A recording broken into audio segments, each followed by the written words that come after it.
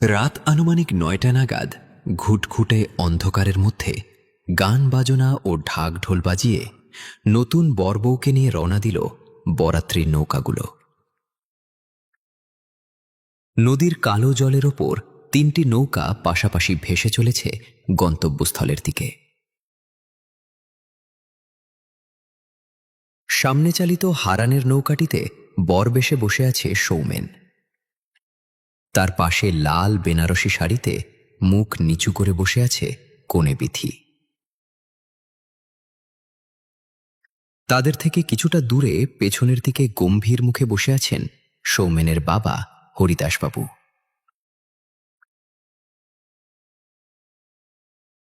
আরে কি হলোটা কি? সবাই এমন চুপ মাইরা বইসা আছো কেন?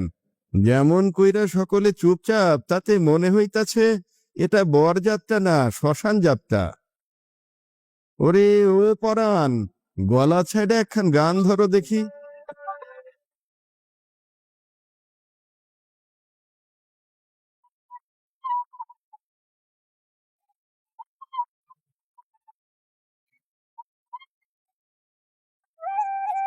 বাবা মাওলানা বউ সাহিরা জান বিদেহ যায় না।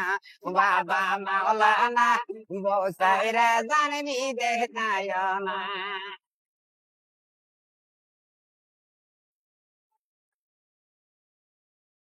রে বউ সারিয়া বিদের গেলে রে, ঘুরে আসবো পাইবা না মাওলানা। নাচ গানের তালে তালে নদীর জলে কলকল ধ্বনি তুলে সামনে এগিয়ে চলেছে নৌকাগুলো। সেই সঙ্গে মনের ভেতরে হাজারটা স্বপ্ন বুনতে বুনতে শ্বশুর বাড়িতে যাচ্ছে সদ্য বিবাহিত বিথি। চোখে লাজুক চাহনি আর ঠোঁটে এক চিলতে মিষ্টি হাসি নিয়ে বারবার সৌমেনের দিকে তাকাচ্ছে সে। কিন্তু তার সেই হাসি আর স্বপ্ন স্থায়ী হল না বেশিক্ষণ। হঠাৎ করেই আকাশ থেকে ধেয়ে এলো কালো মেঘ, আর মুহূর্তের মধ্যেই সেই মেঘ ঝড়ের বেগে আছড়ে পড়ল ধরণীতে। নদীর শান্ত জল হিংস্র হয়ে উঠল খরস্রোতের কারণে।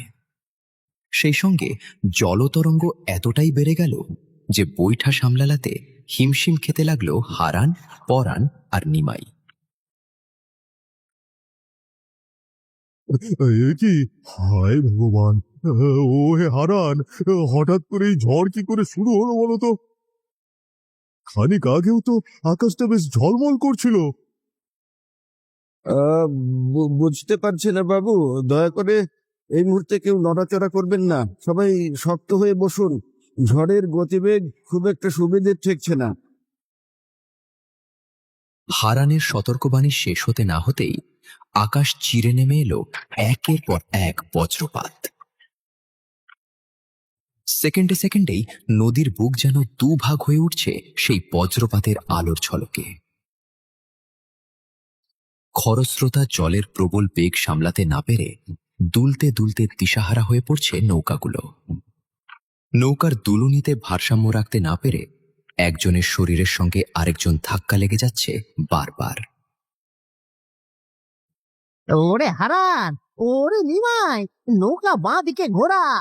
বিশাল বড় এক ঘূর্ণির মধ্যে পড়ে গেছি মনে হচ্ছে। এখন কি কি হবে গো দাদা? আমি যে বইটা সামলাতে পারছি না, স্রোতের কারণে বইটা উল্টো দিকে টানছে। কিছুতেই ভারসাম্য বজায় রাখতে পারছি না। হায় হায় হায় হায়! সবাই হরির নাম নাও, সবাই নারায়ণকে ডাকো। ও মা গঙ্গা, মাগো তুমি আমাদের রক্ষা করো। হরিদাসবাবুর আতঙ্কিত চিৎকার যেন আর কারো কানে ঠিকমতো পৌঁছাল না। সেই চিৎকার ঝড়ের গর্জনের ভেতর মিলিয়ে গেল নদীর মাঝখানেই। নদীর মাঝখানটায় এক বিশাল ঘূর্ণি তৈরি হয়ে জলের স্তম্ভগুলো পাক খেতে খেতে নৌকাগুলোকে টেনে নিচ্ছে ভেতরের দিকে। গোটা নদী জুড়ে কেবল মানুষের আর্তচিৎকার আর হাহাকার ভাসতে লাগলো। কিন্তু সেই আর্তচিৎকার যেন কারো কানে পৌঁছালো না এই গভীর রাতে। এ কি হলো? বাঁচাও, বাঁচাও! নৌকো যে জলের তলায় তলিয়ে যাচ্ছে। কে আছো, বাঁচাও, বাঁচাও, আমাদের রক্ষা করো, বাঁচাও। হঠাৎ একটা বিকট আওয়াজ তুলে চুম্বকের মতো জলের তলায় টেনে নিয়ে গেল নৌকাগুলোকে। সেই সঙ্গে নৌকায় থাকা মানুষগুলো ছিটকে পড়ে গেল জলের তলায়। পরদিন সকালবেলা সূর্যের আলো ফুটতেই গতরাতে ঘটে যাওয়া সেই দুর্ঘটনার খবর ছড়িয়ে পড়ল কুন্তপুর গ্রামের চারদিকে। খবরটা শোনা মাত্রই দিক বিদিক থেকে ছুটে এসে নদীর ঘাটে ভিড় জমাল কিছু উৎসুক জনতা। তাদের সবার চোখই স্থির হয়ে তাকিয়ে আছে নদীর জলের দিকে। রাতের অন্ধকারের সেই অতিরিক্ত খরস্রোতা নদী দিনের আলোতে হয়ে গেছে অস্বাভাবিক শান্ত। কিন্তু সেই শান্ত জলের উপর ভেসে আছে সদ্য বিবাহিত বর কনে সহ একাধিক নিথর দেহ, যা দেখা মাত্রই হৃদয় ভেঙে চুরমার হয়ে যাচ্ছে দাঁড়িয়ে থাকা সব মানুষের।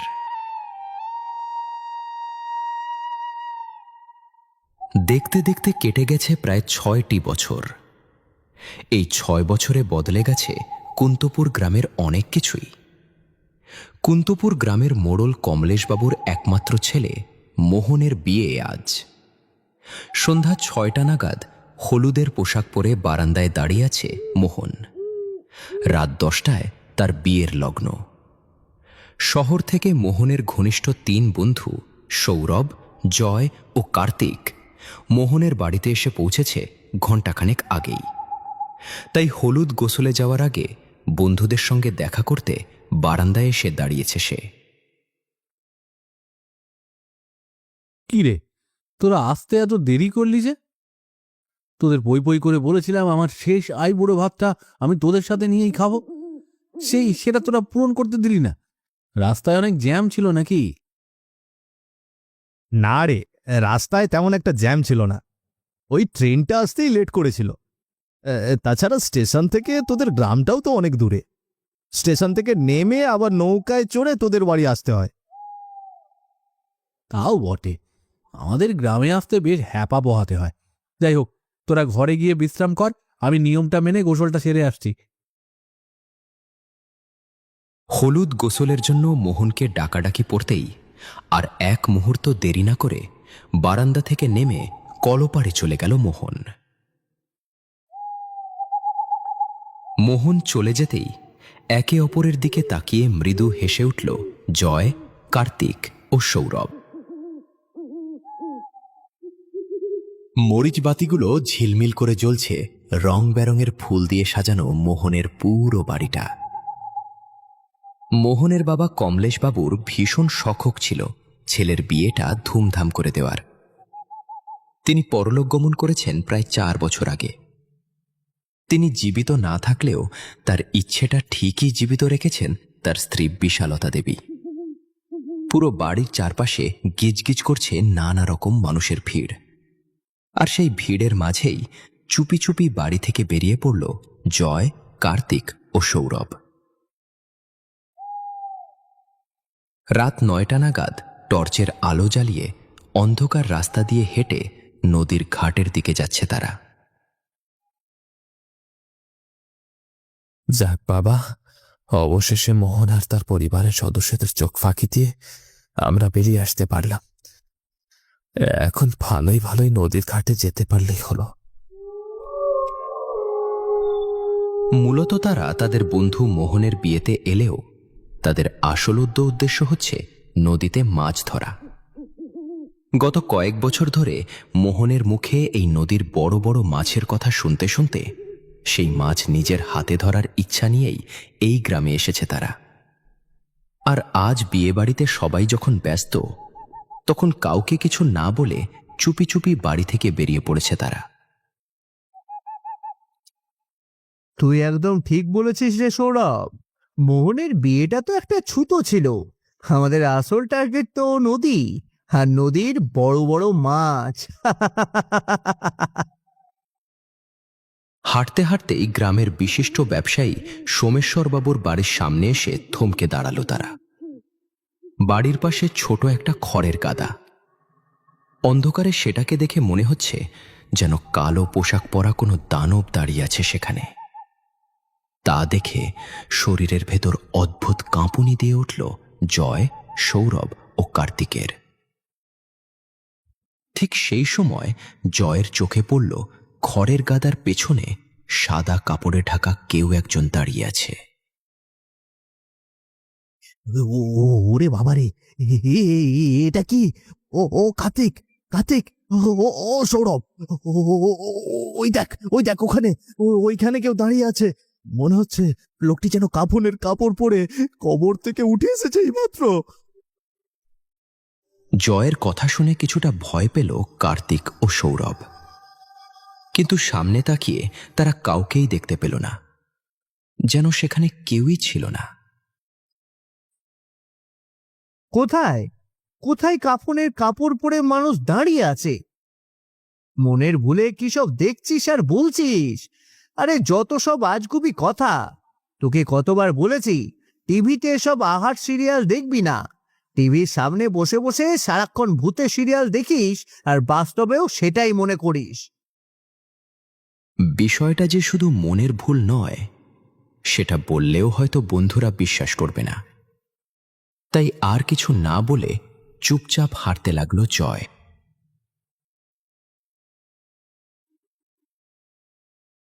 রাত 9:30 নাগাদ নদীর ঘাটে এসে দাঁড়ালো তারা। চারদিকে শুনশান নীরবতা, নদীর জলও বেশ শান্ত। কিছুক্ষণ পর সৌরভ নদীর জলে ছিপ ফেলল, আর জয় টর্চের আলো ফেলল জলের ওপর।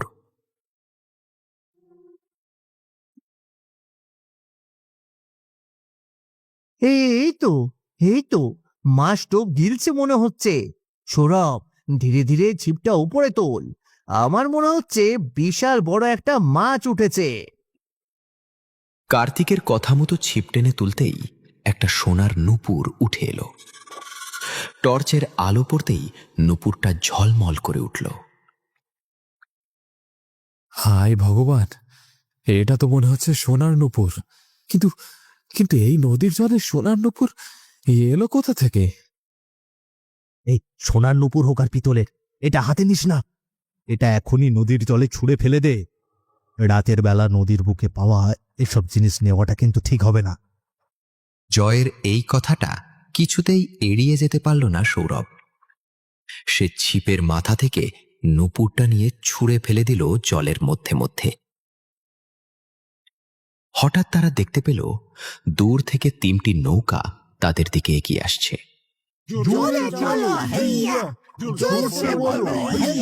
নৌকাগুলোতে প্রায় 20-22 জন মানুষ।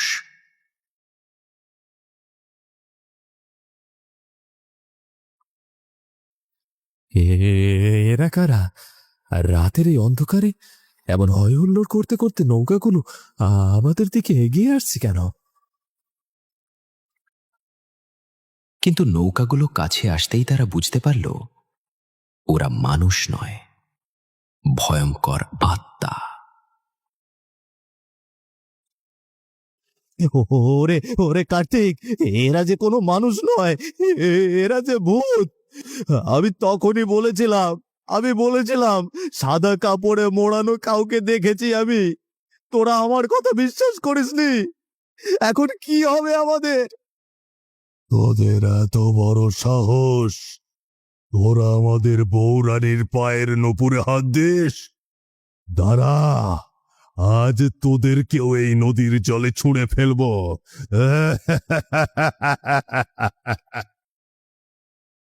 তোমরা কারা? তোমরা আমাদের কাছে কি চাও? আমরা আমরা তো তোমাদের কোনো ক্ষতি করিনি।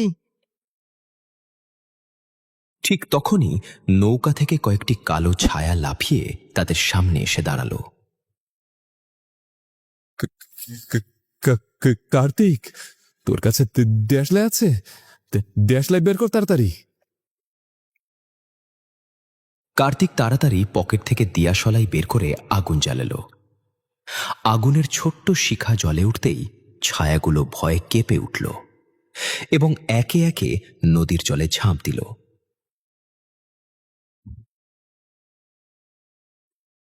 কিন্তু ঠিক সেই মুহূর্তে বরফ শীতল একটা হাত জয়ের পা ধরে তাকে টেনে নিয়ে গেল জলের তলায়। বাঁচাও, আমাকে বাঁচাও, আমি জলের তলায় তলিয়ে যাচ্ছি। কার্তিক, সৌরভ, আমাকে বাঁচা। আমাদের তুই ক্ষমা করে দিস ভাই, আমাদের তুই ক্ষমা করে দিস। আমরা যে তোকে বাঁচাতে পারলাম না। ভয়ে প্রাণপণে দৌড়াতে শুরু করল কার্তিক আর সৌরভ।